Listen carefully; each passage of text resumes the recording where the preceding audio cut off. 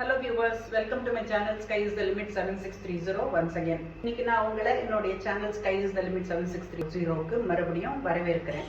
இன்னைக்கு நான் வந்து அரிசியை க்ளீன் பண்ற சில விதங்கள்ல ஒரு விதம் சொல்றதா இருக்கேன். அரிசியை க்ளீன் பண்றதுல சோதிக்கிறதுன்னு ஒரு விதம் இருக்கு. அது என்னன்னு இப்ப நம்ம பார்க்கலாம் வாங்க. அரிசி ஊற வச்சிட்டேன். அத நான் இதுக்கு முன்னால சொன்ன மாதிரி சோதிச்சு போட்டுக்கணும்.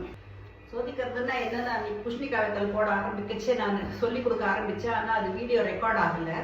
அதை இப்போ நான் மறுபடியும் உங்களுக்கு காமிக்கிறேன். அது இந்த ரெக்கார்ட் ஆகாமல் ஒரே ஒரு கல் தான் இருக்கு அப்படின்ற இடத்துல அதுதான் ரெக்கார்ட் ஆகிருந்தது. ஸோ இப்போ சோதிக்கிறது எப்படின்னா எக்ஸ்ட்ரா இருக்க ஜலத்தெல்லாம் நம்ம ஒரு பாத்திரத்துல ட்ரான்ஸ்ஃபர் பண்ணிடணும். ரொம்ப எக்ஸ்ட்ரா இருக்க ஜலத்தை கொஞ்சமாக ஜலம் வச்சுக்கணும். ஜலமே இல்லாமல் வச்சுக்க கூடாது. கொஞ்சமாக இவ்வளோ ஜலம் கண்ணுக்கு தெரியறது இல்லையா உங்களுக்கு தெரியறதுன்னு நினைக்கிறேன். இவ்வளோ ஜலம் வச்சுக்கணும். வச்சுட்டு இதை இப்படின்னு மேலாக நம்ம அரிசி எடுக்கணும். எடுத்து இப்போ இந்த கழுவியை உள்ள போட்டுட்டு இங்கே போட்டுடலாம். ஓகேவா? இப்படி இப்படி ஆட்டி ஆட்டி மேலாக நம்ம அரிசி எடுக்கணும். அடியிலேருந்து அரிசி வராமல் பார்த்துக்கணும்.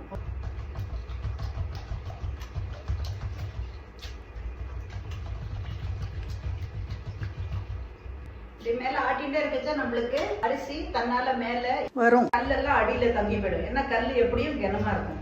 அரைக்கிற ஐட்டத்துல மட்டும் மறந்து போய் கூட சோதிக்காம அரைக்காதீங்க. ஏன்னா எப்போ ஒரு கல் இருக்கும் தெரியாது. ஒரு கல் இருந்ததுன்னா அரைச்ச மொத்தத்திலையும் பரவிடும். அதனால நம்ம எப்பவும் சோதிச்சு எடுத்துக்கிறது நல்லது. இதுக்கு பேர் தான் சோதிக்கிறது. எல்லாம் திட்டமா இருக்கணும். இல்லாம இருக்கக்கூடாது, நிறைய இருக்கக்கூடாது. அப்பப்போ நம்ம கொஞ்சம் வெக்கேட் பண்ணிக்கலாம். அரிசி குறைய இது மைக்ரோபயாட்டிக் ரியாக்ஷன் இருந்தால் தான் மஸ்தாக இருக்கும். அதுக்கு நம்ம கையை யூஸ் பண்ணணும். என்ன கையில் நின்று சோதிச்சு அரைக்கச்சே தள்ளுவோம் கையால். அதெல்லாம் என்ஹான்ஸ் பண்ணணும் டேஸ்ட்டை. அட் ஒன் ஸ்டேஜ் அரிசி ரொம்ப கம்மியாக வர ஆரம்பிச்சிடும் நம்ம கையில். அப்போ நம்ம வேறு டெக்னிக் யூஸ் பண்ணணும். இப்போ இந்த இடத்துல நம்ம என்ன பண்ணணும், இப்படி ஆட்டணும். அதே ஆட்டல் தான், ஆனால் வந்து நிதானமாக ஆட்டணும்.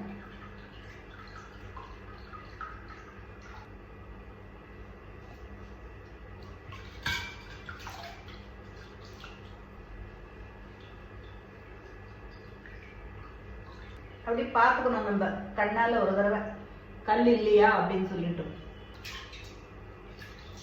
ஃப்ரண்ட்ல வந்து பாருங்க, அந்த அரிசியை தான் நம்ம கையில வாங்கணும். பின்னால அப்படியே கல் தேங்கும். பொசிஷன் வந்து இப்படி இருக்கணும்.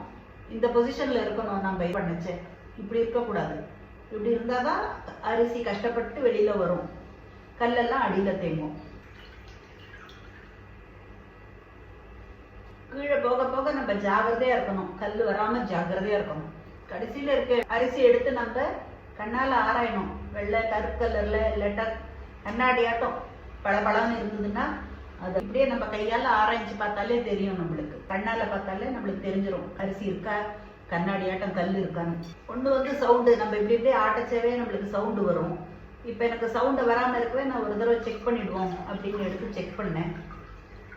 செக் பண்ணால் அரிசி க்ளீனாக இருக்குது. ஒரு கல் கூட இல்லை. அதுக்கோசரம் நம்ம ரிஸ்க் எடுக்க முடியாது. எப்பவும் வந்து சோதிக்கிறது பெஸ்ட் சிஸ்டம். நான் கோவிந்தா அப்படின்னு சொல்லிட்டு அரைக்க ஆரம்பிக்கிறேன். எப்பவுமே பெருமாளை நம்ம கூட்டுட்டோம்னா நம்மளுக்கு எல்லாமே கிடுகிடுன்னு ஆகும், நன்னாவும் ஆகும். கல் இல்லாத மாவு பண்டம் பண்ணி சாப்பிடலாம் வாங்கும்.